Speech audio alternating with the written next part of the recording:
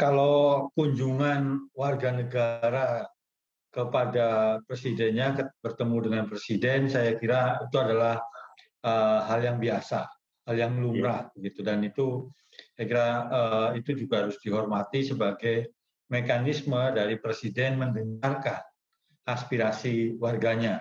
Itu yang pertama.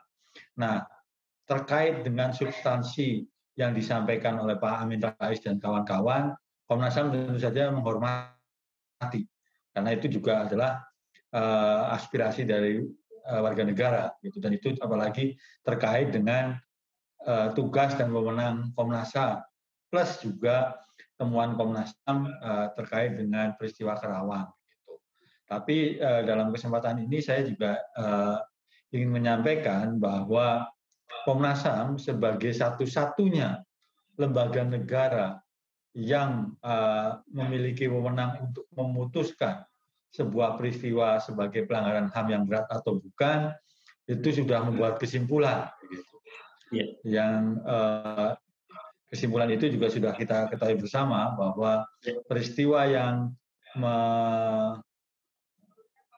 menewaskan 6 orang Laskar FPI itu bukan pelanggaran HAM yang berat, tapi pelanggaran HAM. Saya kira itu, Mas. Ya, Komnas HAM sudah melakukan banyak hal dalam investigasi atau penyelidikan terkait dengan meninggalnya 6 orang itu. Yang pertama, berkunjung ke TKP, memeriksa TKP kejadian. Gitu. Terus kemudian memeriksa rekaman CCTV yang disampaikan oleh Jasa Marga maupun juga pihak-pihak lain. Meminta keterangan dari polisi, baik dari Kapolda Metro Jaya, Bareskrim, sampai kepada petugas yang pada hari itu bertugas. Gitu. Terus juga meminta keterangan dari FPI, terus kemudian minta keterangan dari banyak pihak, termasuk juga menguji temuan-temuan lapangan, misalnya selongsong peluru, terus kemudian proyektil dan yang lain sebagainya di laboratorium forensik milik Bareskrim. Gitu. Nah, atas dasar itulah kemudian kita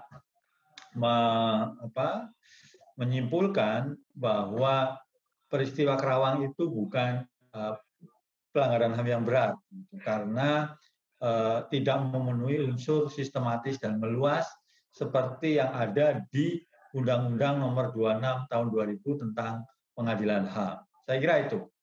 Saya kira kalau intervensi tentu masih jauh lah ya. Ini kan saya kira hanya aspirasi yang disampaikan oleh Pak Amin Rais dan kawan-kawan kepada Presiden, dan itu wajar saja.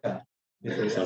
Ada yang setuju, ada yang tidak, dan itu saya kira sah-sah saja dalam alam demokrasi. Hanya memang ingin saya tegaskan juga, Komnas HAM sudah memutuskan bahwa itu bukan pelanggaran HAM yang berat. Gitu. Apalagi juga polisi sudah mulai bekerja menjalankan rekomendasi-rekomendasi Komnas HAM.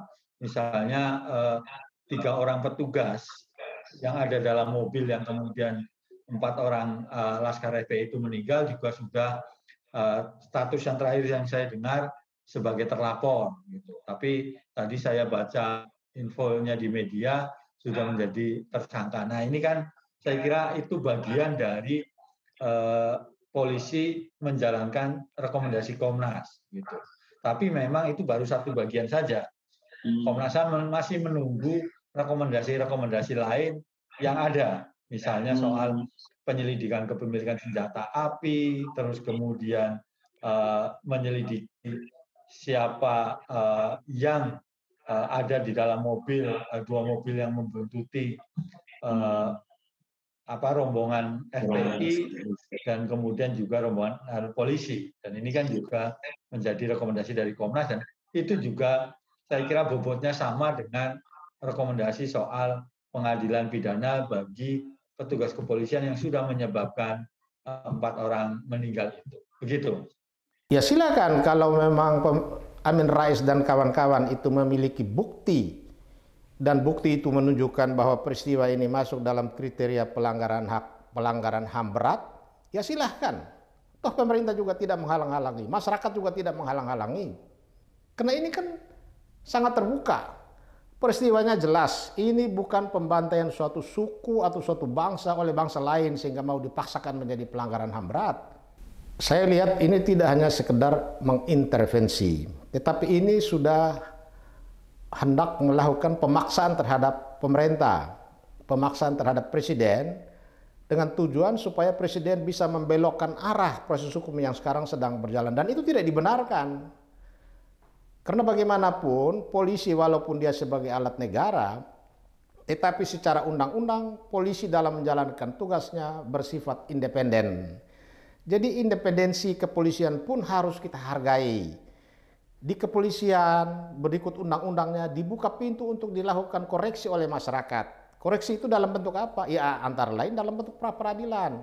Bahkan DPR juga membuka diri kalau masyarakat merasa tidak puas, silakan menyampaikan kepada DPR, karena DPR juga punya hak kontrol terhadap eksekutif.